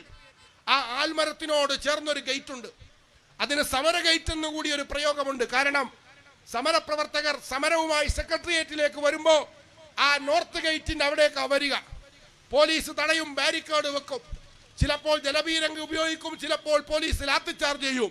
സമാധാന സമരമാണെങ്കിൽ പ്രതിഷേധം നടത്തിയ ആളുകൾ പിരിഞ്ഞു പോകും. അല്പം കഴിയുമ്പോൾ ഗേറ്റ് തുറക്കും. 2016 വരെ ആ സെക്രട്ടേറിയറ്റിന്റെ രീതി അതായിരുന്നു. പക്ഷേ കേരളത്തിൽ ഇടതുപക്ഷം വന്നതിന് ശേഷം ആ ഗേറ്റ് അങ്ങ് പൂട്ടി, അനന്തമായി പൂട്ടി. ഇനി ഈ ഗേറ്റ് തുറക്കൂല, ഇതിലേക്കൊരു മനുഷ്യനും കടക്കാൻ പാടില്ല. ആരെങ്കിലും വന്നാൽ പോലീസ് പിടിക്കും, എന്നിട്ട് കുറ്റം അവരുടെ മേൽ കനത്ത ശിക്ഷ കേസുകൾ ചുമത്തും. അങ്ങനെ ഒരു സാഹചര്യത്തിലും ഈ സമരപ്രവർത്തകർ അവിടെ കിടന്ന് മഴയും വെയിലും മഞ്ഞുമെല്ലാം കൊണ്ട് അവസാനം ഈ ഭരണകൂടത്തിന്റെ അവഗണന ഭീകരമായപ്പോൾ അങ്ങേയറ്റത്തെ സങ്കടത്തോടുകൂടി അവർ സമരം അവസാനിപ്പിച്ചു പോയി. PSC റാങ്ക് ലിസ്റ്റിൽപ്പെട്ട ചെറുപ്പക്കാർ ആ റാങ്ക് ലിസ്റ്റ് ഒന്ന് നീട്ടിത്തരണം, നിയമനം നടന്നിട്ടില്ല എന്ന് പറഞ്ഞ് ഒടുവിൽ ഈ ഭരണകൂടം കണ്ണു തുറക്കാതിരുന്നപ്പോൾ ഒരു ദിവസം ആ ചെറുപ്പക്കാരെല്ലാം വിരല് മുറിച്ച് ചോര ഇറ്റിച്ചു ബക്കറ്റിലേക്ക്. എന്നിട്ട് ആ ബക്കറ്റിൽ നിന്ന് ചോരയെടുത്ത് കൈകൊണ്ടവർ ചുവരുകളിൽ പ്രതിഷേധത്തിന്റെ ചിഹ്നം പതിപ്പിച്ചു. എന്നാലെങ്കിലും കയ്യൂരും കരിവള്ളൂരും അതേപോലെ കാവുമ്പായും പുന്നപ്രയും വയലാറും ഒക്കെ കടന്നു വന്ന് ഈ വിപ്ലവ സഖാക്കളുടെ തലയിൽ വെളിച്ചമുണ്ടാകുമല്ലോ എന്നാണ് ചെറുപ്പക്കാർ വിചാരിച്ചത്. പക്ഷെ അവരെ അപഹസിച്ചു വിട്ടു. അവരിൽ ഒരാളുമായി സംഭാഷണമില്ല. PSC റാങ്ക് ലിസ്റ്റിന് ദീർഘിപ്പിക്കുന്ന പ്രശ്നമേ ഇല്ല, വേണമെങ്കിൽ എഴുന്നേറ്റ് പോടോ എന്ന് പറഞ്ഞ ചെറുപ്പക്കാർ മുട്ടിലിഴഞ്ഞ് അവസാനം അവരും സമരം അവസാനിപ്പിച്ചു പോയി. അവരോടെല്ലാം നിഷേധാത്മകമായ നിലപാട് സ്വീകരിച്ചു. പ്രിയമുള്ളവരെ, ഇപ്പോൾ നിങ്ങൾ പോയി നോക്കൂ, ചരിത്രത്തിന്റെ കാവ്യനീതിയാണ്. ആ തിരുവനന്തപുരത്ത് നോർത്ത് ഗേറ്റ് അടച്ചിട്ട സമര ഗേറ്റിലൂടെ ആശാപ്രവർത്തകർ കേരള സെക്രട്ടേറിയറ്റിലേക്ക് നടന്നുപോയി മുഖ്യമന്ത്രിയുടെ ചേംബറിലിരുന്ന് അവർ ചർച്ച നടത്തുന്ന ഒരു ചരിത്ര മുഹൂർത്തം ഈ തെരഞ്ഞെടുപ്പ് ഫലമുണ്ടാക്കിയതാണ്. നിങ്ങൾ കണ്ണു തുറക്കാത്തത്, നിങ്ങളുടെ മനുഷ്യത്വത്തിൽ ഒരു അലിവുണ്ടാകാത്തത് ഈ ജനം തിരുത്തും. അങ്ങനെയാണ് തെരഞ്ഞെടുപ്പ് രാഷ്ട്രീയത്തിന്റെ പ്രത്യേകത. ജയിപ്പിച്ചു വിടുന്നവന് തന്നെ തോൽപ്പിക്കാനും കഴിയുന്നതാണ് തെരഞ്ഞെടുപ്പ്. ഈ തെരഞ്ഞെടുപ്പ് നൽകിയ പാഠം ആ നിലക്ക് കേരളത്തിന്റെ ചരിത്രത്തിൽ എല്ലാ കാലത്തും പ്രധാനമാണ്. പ്രിയമുള്ളവരെ, നമ്മൾ ഇങ്ങനെ ഒരു നാടിനെയല്ലേ ആഗ്രഹിക്കുന്നത്. ഈ കേരളം ഇങ്ങനെ ആകാൻ പാടില്ല. ഇത് ശരിയായ രാഷ്ട്രീയ ബോധത്തിന്റെ ഒരു മണ്ണായി മാറണം. അതുകൊണ്ടാണ് വെൽഫെയർ പാർട്ടി തെരഞ്ഞെടുപ്പ് നയം, എന്ത് തെരഞ്ഞെടുപ്പ് നയം സ്വീകരിക്കണം എന്നാലോചിച്ചപ്പോൾ തെരഞ്ഞെടുപ്പിനെ വിശകലനം ചെയ്തു. ഈ തെരഞ്ഞെടുപ്പ് അതീവ നിർണായകമാണ്. എന്തുകൊണ്ട്? 4 പതിറ്റാണ്ട് കാലം കേരളത്തിൽ ഭരണം മാറി മാറി വരികയായിരുന്നു. ഒരു ഗവൺമെന്റ് വന്നാൽ ആ ഗവൺമെന്റിന്റെ ഭരണം ജനങ്ങൾ വിലയിരുത്തി അതിലെ തെറ്റുകളോട് പ്രതികരിച്ച് ജനങ്ങൾ അടുത്ത ഗവൺമെന്റിനെ കൊണ്ടുവരും. മാറി മാറി 80 മുതൽ 2021 വരെ കേരളത്തിൽ ഭരണ തുടർച്ചയുണ്ടായിട്ടില്ല. 21-ലാണ് ഭരണ തുടർച്ചയുണ്ടായത്. ആ ഭരണ തുടർച്ച അധികാര കേന്ദ്രീകരണത്തിന് കാരണമായി, സാമൂഹിക ശിഥിലീകരണത്തെ ഉപയോഗിക്കുന്നതിന് കാരണമായി, ഹിന്ദുത്വ വർഗീയതയെ തോൽപ്പിക്കും വിധം ഭൂരിപക്ഷ വർഗീയതയെ ഉത്തേജിപ്പിക്കുന്നതിൽ അതിലൂടെ ഭരണം നിലനിർത്തുവാനുള്ള ഭരണകൂടത്തിന്റെ ഈ ദുർമോഹത്തിന് വഴിവെച്ചു. അങ്ങനെ ഒരു സാഹചര്യമാണ് 26-ലെ തെരഞ്ഞെടുപ്പിന്റെ പ്രത്യേകത.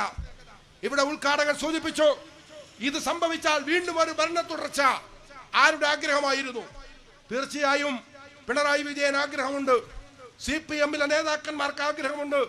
കാരണം അവർക്ക് ഇപ്പോൾ അധികാരമില്ലാതെ ജീവിക്കാൻ കഴിയില്ല എന്നൊരവസ്ഥയിലെത്തിപ്പോയി. അധികാരമില്ലാതെ ജീവിക്കാൻ കഴിയില്ല എന്ന് വന്നാൽ എന്ത് വില കൊടുത്തും അധികാരം നിലനിർത്താൻ ശ്രമിക്കും. അങ്ങനെ നിലനിർത്താൻ ശ്രമിക്കുമ്പോഴാണ് ഹിന്ദുത്വ രാഷ്ട്രീയത്തിന്റെ ദീർഘകാല പദ്ധതിയിൽ CPM കൊത്തിയത്. സംഘപരിവാറിനെ സംബന്ധിച്ചിടത്തോളം അവർക്ക് വഴങ്ങാത്ത സ്റ്റേറ്റുകളിൽ അവരുടെ പദ്ധതി 2 ഘട്ടങ്ങളായിട്ടാണ്. ഒരു ഘട്ടം അവർ ഒന്നുമേ അല്ലാതിരിക്കുന്ന ഒരു ഘട്ടമുണ്ട്. ആ ഘട്ടത്തിൽ അവർ ആദ്യം മത്സരിക്കും. അങ്ങനെ മത്സരിച്ചവരുടെ സാന്നിധ്യമൊക്കെ തെളിയിക്കും. അങ്ങനെ ചിലപ്പോൾ 1, 2, 3 സീറ്റ് കിട്ടും. അങ്ങനെ സീറ്റ് കിട്ടിക്കഴിഞ്ഞാൽ അവർക്കറിയാം ഇങ്ങനെ പോയിട്ട് കാര്യമില്ല. അപ്പോൾ അവർ ചെയ്യുന്നത്, ഒരു നിശ്ചിത വോട്ട് അവരുടെ കയ്യിലേക്ക് വന്നു ചേർന്നാൽ തീവ്ര പ്രചാരണങ്ങളിലൂടെ, ജനങ്ങളിൽ മനസ്സുകളിൽ ഉണ്ടാക്കിയ അപകടകരമായ ദുഷ്പ്രചാരണങ്ങളിലൂടെ ഒരു മിനിമം വോട്ട് സ്വന്തമാക്കി കഴിഞ്ഞാൽ ആ മിനിമം വോട്ടിനെ തന്ത്രപരമായി മാറ്റി ഷിഫ്റ്റ് ചെയ്തുകൊണ്ട് പ്രതിപക്ഷത്തെ പൊളിക്കുക. ഇതവർ ത്രിപുരയിൽ ചെയ്തു. ഇതവർ ബംഗാളിൽ നടപ്പിലാക്കി. ത്രിപുരയും ബംഗാളും ഇപ്പോൾ നിങ്ങൾ നോക്കൂ, അവിടെ BJP ഭരണത്തിലെത്തി. BJP ആ നാട് നശിപ്പിച്ചുകൊണ്ടിരിക്കുന്നു. സമാനമായ ഒരു പ്രൊജക്റ്റാണ് കേരളത്തിലും BJP കൊണ്ടുവന്നത്. അവർക്ക് 2, 3 സീറ്റ് ജയിക്കുക. BJP-യും LDF-ഉം തമ്മിൽ ഒരാന്തരിക അന്തർധാര പ്രവർത്തിച്ചിരുന്നു എന്ന് നിങ്ങൾ മനസ്സിലാക്കണം. പക്ഷേ CPM-കാർ വിചാരിച്ചു, ഈ ജാതി എഗ്രിമെന്റിന് പോയാൽ ഇങ്ങോട്ട് കിട്ടേണ്ടത് കിട്ടും, അങ്ങോട്ട് കൊടുക്കുന്നത് പോലെ ഇങ്ങോട്ട് കിട്ടേണ്ടത് കിട്ടും എന്നവർ വിചാരിച്ചിട്ടുണ്ടാകും. പക്ഷേ കരാറ് RSS-ഉമായിട്ടാണ് എന്നവർ മനസ്സിലാക്കിയില്ല. അതിന്റെ ഫലമായി BJP-ക്ക് കിട്ടേണ്ടത് കിട്ടി. 3 സീറ്റ്. 5 ആയിരുന്നു അവർ ലക്ഷ്യം വെച്ചത്. അതിൽ 3 അവർ പിടിച്ചു. പക്ഷേ തിരിച്ചിങ്ങോട്ട് കിട്ടേണ്ടത്, അതിനെക്കുറിച്ച് BJP-യുമായി ഉണ്ടാക്കിയ അന്തർധാര എത്രയാണോ അതിനെയും തോൽപ്പിക്കും വിധത്തിൽ CPM സഖാക്കൾ UDF-ന് വോട്ട് ചെയ്തു. ഈ UDF-ന്റെ വിജയം നിങ്ങൾ മനസ്സിലാക്കേണ്ടത് UDF-ന് രാഷ്ട്രീയമായ ഒരു രാഷ്ട്രീയ ബോധ്യത്തിൽ UDF-കാർ ചെയ്ത വോട്ടല്ല, ഇത് ഇടതുപക്ഷക്കാർ ചെയ്ത വോട്ടാണ്. കേരളത്തിലെ ജനങ്ങളോട് ഞങ്ങളൊരു കാര്യം പറഞ്ഞു, ഈ തെരഞ്ഞെടുപ്പിൽ ഇങ്ങനെ ഒരു അന്തർധാരയുണ്ട്. ഈ അന്തർധാര പ്രവർത്തിപ്പിച്ച് വീണ്ടും ഒരു LDF ഭരണം കൊണ്ടുവന്ന് UDF-നെ പരാജയപ്പെടുത്തിയാൽ ഭരണനഷ്ടത്തിലൂടെ പ്രതിപക്ഷമില്ലാതാകും. ആ സ്പേസിലേക്ക് BJP-ക്ക് കടന്നു വരാൻ കഴിയും. അടുത്ത തെരഞ്ഞെടുപ്പോടെ കേരളത്തിലെ പ്രധാന പ്രതിപക്ഷമായി BJP മാറും. അങ്ങനെ സംഭവിച്ചാൽ അതിന്റെ അടുത്ത തെരഞ്ഞെടുപ്പിൽ കേരള ഭരണം BJP പിടിക്കും. ഭരണം ആവർത്തിക്കുന്നിടത്തെല്ലാം CPM-ന് ഈ ഭരണനഷ്ടത്തിന് കാരണമാകുന്ന തെറ്റുകൾ സംഭവിച്ചിട്ടുണ്ട്. ബംഗാളിൽ സംഭവിച്ചിട്ടുണ്ട്, ത്രിപുരയിൽ സംഭവിച്ചിട്ടുണ്ട്. അത് കേരളത്തിൽ 10 കൊല്ലം കൊണ്ട് തന്നെ സംഭവിച്ചു കഴിഞ്ഞിരിക്കുന്നു. ഒരു വട്ടം കൂടി കിട്ടിയാൽ പിന്നെ ഒരു തിരിച്ചുവരവിന് പോലും സാധ്യതയില്ലാത്ത വണ്ണം CPM-ഉം ഇടതുപക്ഷവും തകരും. കേരളത്തിൽ BJP-യുടെ ദീർഘകാല ഭരണം എന്ന് പറയുന്ന ഒരു അപകടകരമായ പദ്ധതിക്കാണ് ഈ RSS രൂപം കൊടുത്തത്. ഇത് ചെറുത്തു തോൽപ്പിക്കണം, ഇത് പരാജയപ്പെടുത്തണം, ഇത് വിജയിക്കാൻ പാടില്ല. ഇതായിരുന്നു ഞങ്ങൾ കേരളത്തോട് പറഞ്ഞത്. ആ ക്യാമ്പയിനിലെ പ്രധാനമായ ഞങ്ങളുടെ ആഹ്വാനം ഇടതുപക്ഷ പ്രവർത്തകരോടായിരുന്നു. കേരളത്തിലെ ഇടതുപക്ഷ പ്രവർത്തകരോടാണ് ഞങ്ങൾ പറഞ്ഞത്, നിങ്ങൾ മാറി ചിന്തിച്ചാലേ ഈ പദ്ധതി പരാജയപ്പെടുത്താൻ കഴിയൂ. നിങ്ങൾ മാറി ചിന്തിച്ചാൽ ഈ പദ്ധതി നമുക്ക് പൊളിച്ചു കൊടുക്കാൻ കഴിയും.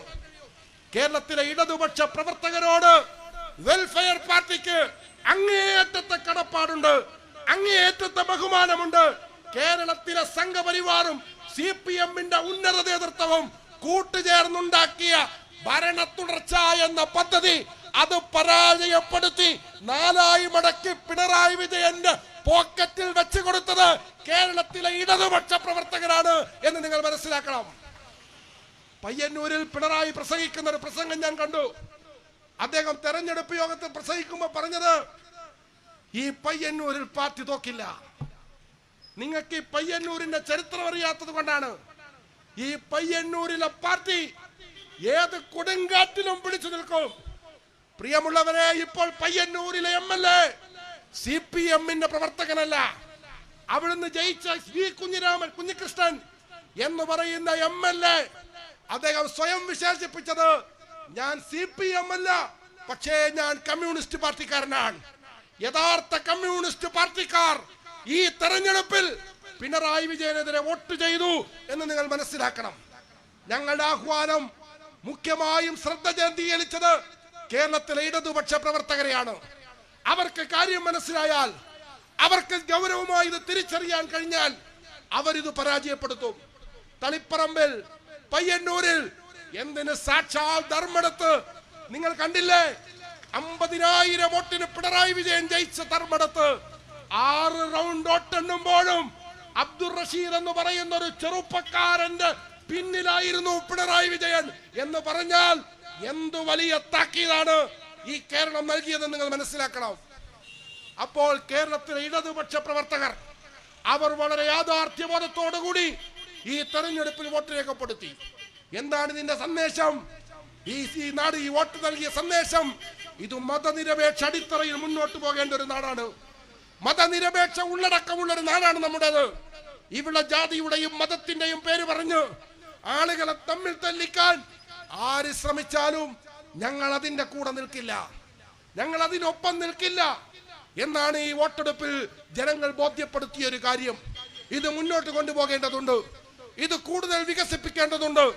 ഇപ്പോൾ 3 BJP MLA-മാർ കേരള നിയമസഭയിൽ വന്നിട്ടുണ്ട്. അതീവ ദൗർഭാഗ്യകരമായ ഒരു സംഭവമാണ്. അതിലൊരു MLA ഈ കൊല്ലം ജില്ലയിൽ നിന്നാണ്, ചാത്തന്നൂരിൽ നിന്നാണ് വിജയിച്ചത്. നിങ്ങൾക്കറിയാമോ എങ്ങനെയാണ് ഈ വിജയം? ഇടതുപക്ഷത്തോട് ഞങ്ങൾ പറഞ്ഞതാണ്, നിങ്ങൾ ഈ മണ്ടത്തരം കാണിക്കരുത്. നിങ്ങൾ തീവ്രമായ ഹിന്ദുത്വ പ്രചാരണം ഏറ്റെടുത്താൽ നിങ്ങളുടെ പ്രവർത്തകർ BJP-യിലേക്ക് പോയി വോട്ട് ചെയ്യും, അവർ നിങ്ങളെ കൈവിടും എന്ന് ഇടതുപക്ഷത്തിന് ഞങ്ങൾ മുന്നറിയിപ്പ് കൊടുത്തതാ. നിങ്ങൾ നോക്കൂ, ഈ തെരഞ്ഞെടുപ്പിൽ BJP-യും UDF-ഉം LDF രണ്ടിലേതെങ്കിലും ഒരു കക്ഷിയുമായി BJP മുഖാമുഖം മത്സരിച്ച 10 മണ്ഡലങ്ങളുണ്ട്. 10 മണ്ഡലങ്ങൾ. ആ 10 മണ്ഡലങ്ങളിൽ 5 സ്ഥലത്ത് UDF ആയിരുന്നു BJP-യുമായി മത്സരിച്ചത്. മഞ്ചേശ്വരം, കാസർഗോഡ്, അതേപോലെ തന്നെ പാലക്കാട് അടക്കമുള്ള 5 മണ്ഡലങ്ങളിൽ BJP-യും UDF-ഉം തമ്മിലായിരുന്നു മത്സരം. ആ 5 മണ്ഡലങ്ങളിലും UDF വിജയിച്ചു. എന്നാൽ BJP-യും LDF-ഉം തമ്മിൽ മുഖാമുഖം മത്സരിച്ച 5 മണ്ഡലങ്ങൾ ഉണ്ടായിരുന്നു. അതൊന്ന് പാലക്കാട് ജില്ലയിലെ മലമ്പുഴ, തിരുവനന്തപുരം ജില്ലയിലെ നേമം, തിരുവനന്തപുരം ജില്ലയിലെ കഴക്കൂട്ടം, അതേപോലെ തിരുവനന്തപുരം ജില്ലയിലെ ആറ്റിങ്ങൽ, അതേപോലെ കൊല്ലം ജില്ലയിലെ ചാത്തന്നൂർ. ഈ 5 മണ്ഡലങ്ങളിലാണ് CPM-ഉം BJP-യും മുഖാമുഖം മത്സരിച്ചത്. ആ 5 മണ്ഡലങ്ങളിലും കഴിഞ്ഞ തെരഞ്ഞെടുപ്പിലും UDF 3-ാം സ്ഥാനത്താണ്. ആ സ്ഥാനത്ത് തന്നെയാണ് ഇത്തവണ UDF വന്നിട്ടുള്ളത്. അവിടങ്ങളിൽ ഒരു മണ്ഡലത്തിലൊഴികെ മുഴുവൻ മണ്ഡലത്തിലും UDF-ന്റെ വോട്ട് വർദ്ധിച്ചു. 2021-നേക്കാൾ UDF-ന്റെ വോട്ട് വർദ്ധിച്ചു. എന്നാൽ പ്രിയമുള്ളവരെ, ഈ 5 മണ്ഡലങ്ങളിലും വെൽഫെയർ പാർട്ടി ഇടതുപക്ഷത്തിനാണ് വോട്ട് ചെയ്തത്. ഞങ്ങളുടെ രാഷ്ട്രീയ ബോധത്തിന്റെ അടിസ്ഥാനത്തിൽ BJP-യെ പരാജയപ്പെടുത്തണം. അതിനാണ് ഒന്നാം പരിഗണന.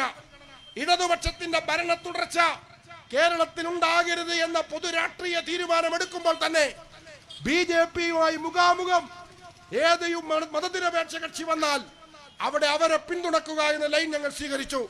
അതിന്റെ ഭാഗമായിട്ടാണ് 5 നിയമസഭാ മണ്ഡലങ്ങളിൽ ഞങ്ങൾ LDF-ന് പിന്തുണ കൊടുത്തത്. പ്രിയമുള്ളവരെ, നിങ്ങൾക്കറിയാം, ആ 5-ൽ 3 BJP ജയിച്ചു, 2 LDF ജയിച്ചു. നിങ്ങൾ ഈ മണ്ഡലം എടുത്തു നോക്കൂ. എന്റെ മുമ്പിൽ ചാത്തന്നൂരിലെ ഒരു കണക്കുണ്ട്. ചാത്തന്നൂർ നിയമസഭാ മണ്ഡലത്തിൽ 2021-ൽ LDF-ന് 57,529 വോട്ടുണ്ടായിരുന്നു. LDF-ന്റെ സ്ഥാനാർത്ഥി, CPI-യുടെ സ്ഥാനാർത്ഥി പേര് ജയലാൽ എന്ന് പറയുന്ന സ്ഥാനാർത്ഥിക്ക് 57,529 വോട്ടുണ്ടായിരുന്നു. എന്നാൽ ഈ തെരഞ്ഞെടുപ്പിൽ LDF-ന്റെ സ്ഥാനാർത്ഥി, CPI-യുടെ പ്രധാനപ്പെട്ട നേതാവ് രാജേന്ദ്രൻ, അദ്ദേഹത്തിന് കിട്ടിയത് 47,525 വോട്ടാണ്. നിങ്ങൾ ശ്രദ്ധിക്കൂ, 10,000 വോട്ടിന്റെ കുറവാണ് LDF-ന് ചാത്തന്നൂരിൽ സംഭവിച്ചിട്ടുള്ളത്. ഇനി നിങ്ങൾ BJP-യുടെ കണക്ക് നോക്കൂ. 2021-ൽ BJP-ക്ക് ചാത്തന്നൂരിലുള്ള വോട്ട് 41,305 ശ്രദ്ധിക്കണം, 41,305 2021-ൽ BJP-യുടെ വോട്ട്. ഈ 2026-ൽ BJP-യുടെ വോട്ട് കൃത്യം 10,000 വർദ്ധിച്ച് 51,923 വോട്ട്. 10,000 വോട്ട് LDF-ന് കുറവ്, 10,000 വോട്ട് BJP-ക്ക് കൂടുതൽ. ഇനി UDF-നെ നോക്കിയാൽ 2021-ൽ UDF-ന് 33,206, 2026-ൽ UDF-ന് 35,276. അവർക്ക് 2,000 വോട്ട് വർദ്ധിക്കുകയാണ് ചെയ്തത്. വോട്ട് എങ്ങോട്ടാ പോയത്? വോട്ട് എവിടുന്നാ പോയത്? പിണറായി വിജയ, ഞങ്ങൾ ഈ കേരളത്തിൽ നിങ്ങളുടെ മുന്നിൽ ഞങ്ങൾ എത്രയോ വട്ടം പറഞ്ഞു, ഇത് സ്വന്തം അടിത്തറ കുഴിക്കുന്ന പണിയാണ്. നിങ്ങളുടെ സഖാക്കളെ BJP-യുടെ പാളയത്തിൽ RSS-ന്റെ കാര്യാലയത്തിൽ എത്തിക്കുന്ന പണിക്കാണ് 10 കൊല്ലം പിണറായി വിജയൻ കേരളത്തിൽ നേതൃത്വം കൊടുത്തത് എന്ന് പ്രിയപ്പെട്ട സഖാക്കളെ നിങ്ങൾ മനസ്സിലാക്കണം. കഴക്കൂട്ടത്തും സമാനം ഇടതുപക്ഷത്തിന്റെ വോട്ടാണ് BJP-യിലേക്ക് പോയത്. നേമത്ത് മാത്രമാണ് ചെറിയൊരു വ്യത്യാസം. LDF-ൽ വോട്ട് ചോർന്നു, UDF-ൽ നിന്ന് വോട്ട് ചോർന്നു. അതുകൊണ്ട് അവിടെ BJP ജയിച്ചു. കേരളത്തിൽ BJP UDF മത്സരം നടന്നിടത്തെല്ലാം ഗണ്യമായി BJP വോട്ട് വർദ്ധിച്ചു. ഈ അപകടം ആരുണ്ടാക്കിയതാണ്? ഈ അപകടം ആരുണ്ടാക്കിയതാണ്? ഇനിയെങ്കിലും ശാന്തമായി നിങ്ങൾ തിരിച്ചറിയണം. നമ്മൾ വിചാരിച്ചു ഈ തെരഞ്ഞെടുപ്പിന്റെ ഫലം ഇത്രയും ശക്തമായ, ക്ലിയറായ, ആർക്കും മനസ്സിലാകാവുന്ന വ്യക്തതയുള്ള ഒരു തെരഞ്ഞെടുപ്പ് ഫലമാണല്ലോ വന്നത്. അത് ശാന്തമായി മനസ്സിലാക്കി അതിലെ പോരായ്മകൾ തിരിച്ചറിഞ്ഞ് തിരുത്താനുള്ള ജനങ്ങളുടെ ആഹ്വാനം. ഈ പയ്യന്നൂരിലെ സ്ഥാനാർത്ഥി കുഞ്ഞികൃഷ്ണൻ ഒരു പുസ്തകം എഴുതിയിരുന്നു. ആ പുസ്തകത്തിന്റെ പേര് അണികൾ നേതൃത്വത്തെ തിരുത്തണമെന്നായിരുന്നു. മത്സരിക്കുന്നതിന് മുമ്പാണ് അദ്ദേഹം പുസ്തകം എഴുതിയത്. ശരിക്കും ഈ തെരഞ്ഞെടുപ്പ് അണികൾ നേതൃത്വത്തെ തിരുത്തിയ തെരഞ്ഞെടുപ്പാണ്. ഇപ്പോൾ ഗോവിന്ദൻ മാഷ് പറഞ്ഞല്ലോ, നിർഭയരായി നിങ്ങൾ അഭിപ്രായം പറഞ്ഞോ. അതിനു മുമ്പേ അണികൾ അത് ഏറ്റെടുത്ത് നിർഭയരായി വോട്ട് ചെയ്തു. അഭിപ്രായം പിന്നല്ലേ? അഭിപ്രായം ശരിക്കും പറയേണ്ടത് തെരഞ്ഞെടുപ്പിലാണ്. നിർഭയരായ അഭിപ്രായം പറഞ്ഞു. നിങ്ങൾ നോക്കൂ, ബൂത്ത് വൈസ് റിസൾട്ട് തെരഞ്ഞെടുപ്പ് കമ്മീഷൻ അപ്ലോഡ് ചെയ്തിട്ടുണ്ട് സൈറ്റിൽ. ഞാൻ കുറെ മണ്ഡലങ്ങളുടെ വോട്ടെടുത്ത് നോക്കി. ഞാൻ വോട്ട് ചെയ്യുന്ന ചടയമംഗലം മണ്ഡലം, അവിടുത്തെ ബൂത്ത് വൈസ് റിസൾട്ട് നോക്കുമ്പോ പരമ്പരാഗതമായി 200-300 വോട്ടിന് UDF ലീഡ് ചെയ്യുന്ന ബൂത്തിൽ 100-110 വോട്ടിന് UDF ലീഡ് ചെയ്തിരിക്കുന്നു. LDF പരമ്പരാഗതമായി ലീഡ് ചെയ്യുന്ന ബൂത്തിൽ അവിടെ UDF-ന് അങ്ങനെ ഒരു ഉണർവൊന്നും, ഞാൻ ആ മണ്ഡലംകാരനാണ്, അങ്ങനെ ഒരു ഉണർവൊന്നും ഞാൻ ആ മണ്ഡലത്തിൽ കണ്ടിട്ടില്ല.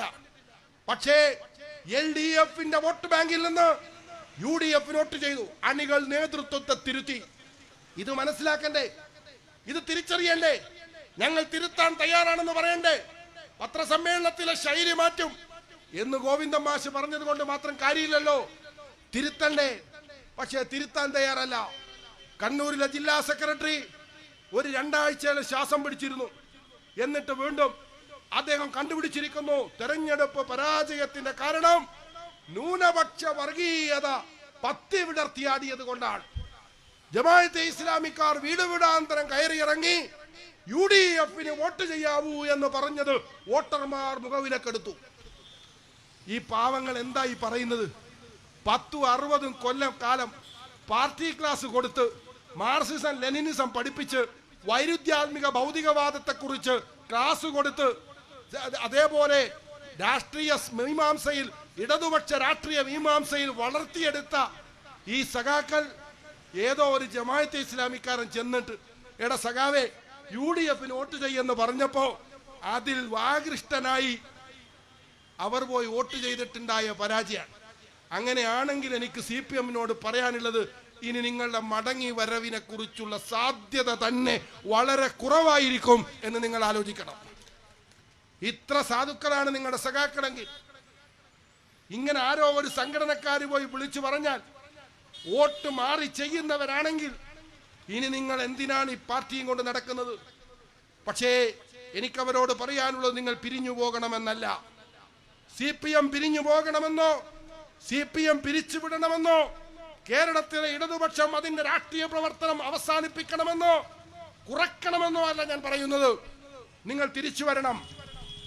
ഞങ്ങൾ ആഗ്രഹിച്ചത് BJP-ക്ക് ഇടം കിട്ടാത്തവണ്ണം കേരളത്തിൽ 2 മതനിരപേക്ഷ മുന്നണി ശക്തമായി നിൽക്കണം. ഞങ്ങൾക്ക് സ്വന്തമായ രാഷ്ട്രീയമുണ്ട്. ആ രാഷ്ട്രീയവുമായി ഞങ്ങൾ മുന്നോട്ട് പോവുകയാണ്. അത് ജനങ്ങൾക്കിടയിൽ ഞങ്ങൾ അവതരിപ്പിച്ചു കൊണ്ടിരിക്കുന്നുണ്ട്. അതിന്റെ അടിസ്ഥാനത്തിൽ ഞങ്ങൾ പ്രവർത്തിക്കുന്നുണ്ട്. അതിൽ ഞങ്ങൾക്കൊരു പ്രതീക്ഷയുമുണ്ട്. പക്ഷേ ഒരു സമകാലികമായ ഒരു സാഹചര്യത്തിൽ ഞങ്ങളുടെ രാഷ്ട്രീയ ശാക്തീകരണം സംഭവിക്കാത്തൊരു ഘട്ടത്തിൽ ഒരു പ്രായോഗിക നിലപാടെന്ന നിലയിൽ കേരളത്തിലെ 2 മതനിരപേക്ഷ മുന്നണികൾ അത് ശക്തമായി നിന്നാൽ മാത്രമേ BJP-യുടെ കടന്നുവരവിനെ തെറുക്കാൻ കഴിയൂ. അവിടെ ഇടതുപക്ഷത്തിന് സാധ്യതയുണ്ട്. ഇടതുപക്ഷം ആ ദൗത്യം അവസാനിപ്പിച്ചാൽ ഇടതുപക്ഷ പ്രവർത്തകരിൽ നിന്ന് സംഘപരിവാറിലേക്കൊരു കൂട്ടമൊഴുക്കം ബംഗാളിലും ത്രിപുരയിലും സംഭവിച്ചത് കേരളത്തിന് സംഭവിക്കും. അത് സംഭവിക്കാതിരിക്കാൻ കേരളത്തിലെ ഇടതുപക്ഷം സ്വയം തിരുത്തലുകൾ വരുത്തി രാഷ്ട്രീയമായ ശരിയിലേക്ക് വരണമെന്ന അണികളുടെ ആഹ്വാനത്തെ മുഖവിലക്കെടുത്തുകൊണ്ട് അവർ തിരുത്തലിന് സന്നദ്ധമാകണം എന്നാണ് ഞങ്ങൾ പറയുന്നത്. ഞങ്ങൾ അന്ധമായ ഇടതുപക്ഷ വിരോധികളല്ല. ഞങ്ങൾ ഇടതുപക്ഷവുമായി സഹകരിച്ചവരാണ്. 2015 തദ്ദേശ തെരഞ്ഞെടുപ്പിൽ സ്വയംഭരണ സ്ഥാപന തെരഞ്ഞെടുപ്പിൽ കേരളത്തിലെ 100ഓളം തദ്ദേശ സ്ഥാപനങ്ങളിൽ ഇടതുപക്ഷവുമായി രാഷ്ട്രീയ സഹകരണം നടത്തിയ ഒരു പാർട്ടിയാണ് വെൽഫെയർ പാർട്ടി. ഞങ്ങൾ നിങ്ങളോട് അന്ധമായ വിരോധത്തിന്റെ അടിസ്ഥാനത്തിൽ ഒരു നിലപാട് സ്വീകരിക്കുന്നവരല്ല.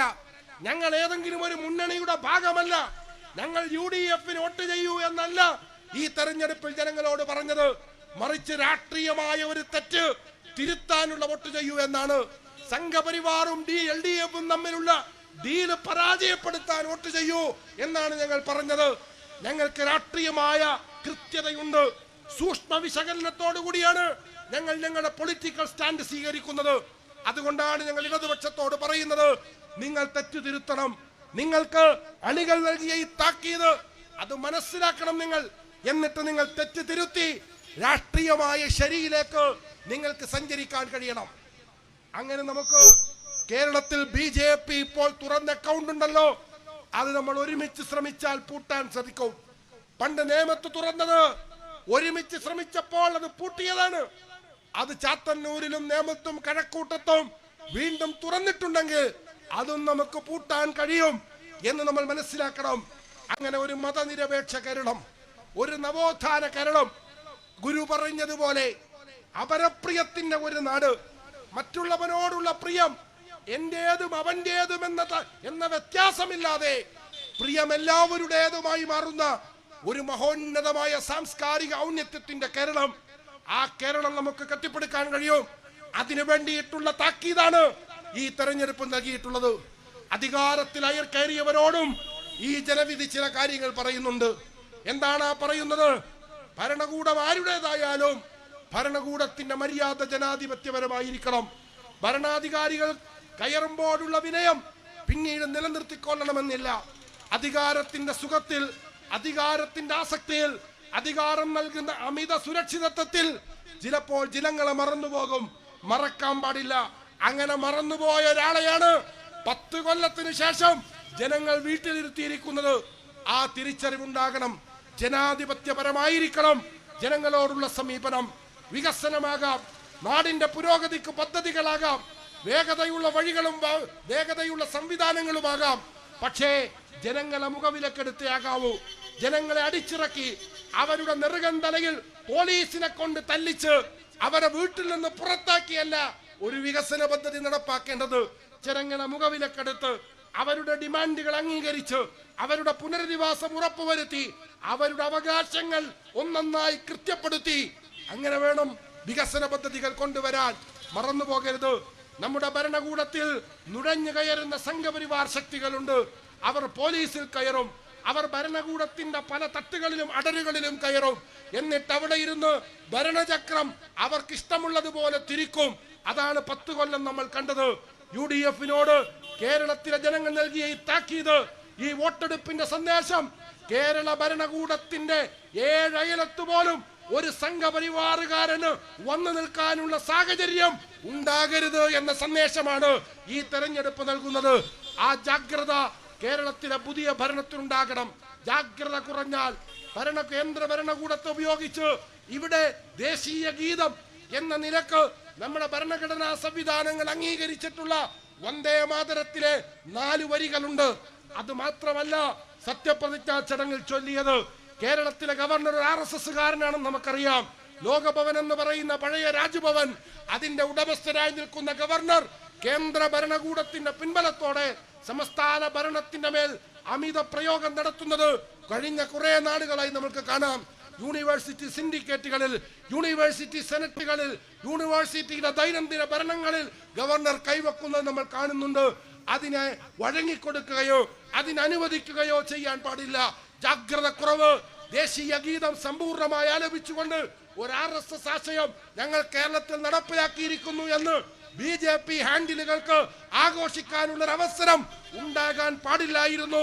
ആ ജാഗ്രത കുറവ് ഇനി ഉണ്ടാകരുത് എന്ന് മനസ്സിലാക്കിക്കൊണ്ട് പുതിയ ഭരണകൂടം മുന്നോട്ട് പോകണം. ജനങ്ങളെ കേൾക്കണം, അവരോടൊപ്പം നിൽക്കണം, അവരുടെ ആവശ്യങ്ങൾ അംഗീകരിക്കണം. വെൽഫെയർ പാർട്ടി ഈ കേരളത്തിന്റെ മുന്നിൽ സാമൂഹ്യ നീതിയുടെ മുദ്രാവാക്യങ്ങൾ വെച്ചിട്ടുണ്ട്. ഇവിടുത്തെ ഭൂരഹിതരുണ്ട്. ആ ഭൂരഹിതർക്ക് അർഹമായ ഭൂമി കിട്ടണം. രാജമാണിക്യം IAS എന്ന് പറയുന്ന റവന്യൂ ഉദ്യോഗസ്ഥന്റെ റിപ്പോർട്ട് സർക്കാരിന്റെ കയ്യിലുണ്ട്. 5.5 ലക്ഷം ഏക്കർ ഭൂമി അത് ഭൂരഹിതർക്ക് വിതരണം ചെയ്യാവുന്ന ഭൂമിയുണ്ട് എന്നാണ് അദ്ദേഹം റിപ്പോർട്ട് നൽകിയത്. രാജമാണിക്യം ഇപ്പോൾ റവന്യൂ സെക്രട്ടറി ആണെന്നാണ് എന്റെ ധാരണ. UDF സർക്കാർ ആദ്യം ഓപ്പൺ ചെയ്യേണ്ട ഒരു ഫയല് കേരളത്തിലെ ഭൂരഹിതരുടെ ഫയലാണ്. അതിൽ തീരുമാനങ്ങൾ ഉണ്ടാകണം. സാമ്പത്തിക സംവരണത്തിന്റെ കാര്യത്തിൽ പരിശോധനകൾ ഉണ്ടാകണം. കേരളത്തിലെ പട്ടികജാതി പട്ടികവർഗ വിഭാഗങ്ങളുടെ ജീവിതാഭിവൃദ്ധിയുമായി ബന്ധപ്പെട്ട അനവധി പദ്ധതികൾ LDF മാറ്റിവെച്ചിരുന്നു. അതെല്ലാം പുനഃസ്ഥാപിക്കാൻ കഴിയണം. കുട്ടികളുടെ ഗ്രാന്റ് അനുവദിക്കണം. അവരുടെ പഠന സൗകര്യങ്ങൾ വർദ്ധിപ്പിക്കണം. മലബാറിലെ വിദ്യാർത്ഥികൾ സ്കൂൾ ക്ലാസ്സുകളിൽ 75-80 കുട്ടികൾ തിങ്ങി നിറഞ്ഞിരുന്ന് പഠിക്കുകയാണ്. അവിടെ താൽക്കാലിക ബാച്ചുകൾ മാത്രമാണുള്ളത്. അവിടെ സ്ഥിരം ബാച്ചുകൾ നൽകണം. കുട്ടികൾക്ക് 40 കുട്ടികളുടെ ഒരു ക്ലാസ് എന്ന സ്റ്റാൻഡേർഡ് പാലിച്ച് മലബാറിലും കുട്ടികൾക്ക് പഠിക്കാൻ കഴിയണം. അങ്ങനെ ഒരുപാട് മുദ്രാവാക്യങ്ങൾ വെൽഫെയർ പാർട്ടി കേരളത്തിന് മുമ്പിൽ ഉയർത്തിയിട്ടുണ്ട്. തീർച്ചയായും ഈ മുദ്രാവാക്യങ്ങൾ ഞങ്ങൾ UDF ഗവൺമെന്റിന്റെ മുന്നിലും അങ്ങേയറ്റത്തെ ആത്മവിശ്വാസത്തോടുകൂടി തന്നെ ഉയർത്തിപ്പിടിക്കുമെന്ന് കേരളത്തിന് ഉറപ്പു നൽകുവാൻ ഞങ്ങൾ ഈ സാഹചര്യം ഉപയോഗിക്കുകയാണ്. പ്രിയമുള്ളവരെ, സാമൂഹ്യ നീതിയുടെ രാഷ്ട്രീയത്തിന്റെ ദീർഘമായ സഞ്ചാരത്തിന്റെ ഇടയിൽ ഒരു പൊളിറ്റിക്കൽ പ്രൊജക്ട് പൊളിക്കാൻ വേണ്ടിയാണ് ഞങ്ങൾ ഈ തെരഞ്ഞെടുപ്പിൽ ഈ സമീപനം സ്വീകരിച്ചത്. അതേസമയം സാമൂഹ്യ നീതിയുടെ രാഷ്ട്രീയം അത് കരുത്താർജിക്കേണ്ടതാണ്. അത് മുന്നോട്ട് കൊണ്ടുപോകേണ്ടതാണ്. ഏതെങ്കിലും ഒരു മുന്നണിയോടുള്ള പകയോ ഏതെങ്കിലും ഒരു മുന്നണിയോടുള്ള അമിതമായ സ്നേഹമോ ഞങ്ങളെ വഴിതെറ്റിക്കുകയില്ല. ഞങ്ങൾ ഞങ്ങളുടെ രാഷ്ട്രീയ ശരിയിൽ സഞ്ചരിക്കുന്ന ഒരു പാർട്ടിയാണ്. ഇതിനെ തിരിച്ചറിയാൻ, ഇതിനെ ഉൾക്കൊള്ളാൻ, ഇതിനെ മനസ്സിലാക്കാൻ, ഇതിലെ ഭാഗമായി തീരാൻ ഈ കേരളത്തിലെ കൊല്ലത്തെ ജനാവലിയോട് അങ്ങേയറ്റത്തെ സ്നേഹത്തോടു കൂടി അഭ്യർത്ഥിച്ചുകൊണ്ട് ഞാൻ എൻ്റെ വാക്കുകൾ അവസാനിപ്പിക്കുന്നു. അഭിവാദ്യങ്ങൾ. നന്ദി, നമസ്കാരം.